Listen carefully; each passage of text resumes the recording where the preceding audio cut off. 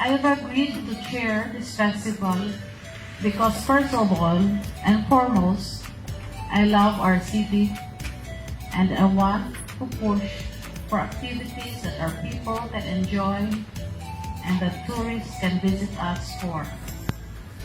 Second, I am an art lover. I love to see beautiful things and I am inspired by beauty.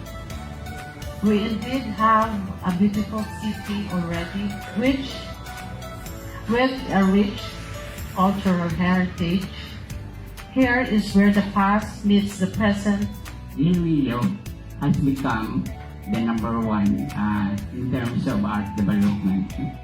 So, ang art festival nga ni will probably cement that position that we are having now. And I'm sure it's going to be moving toward the dream of Mayor Treñas that we can become the art capital of the Philippines. So we will, from the side of the artists, we promise to work very hard for this. So thank you very much.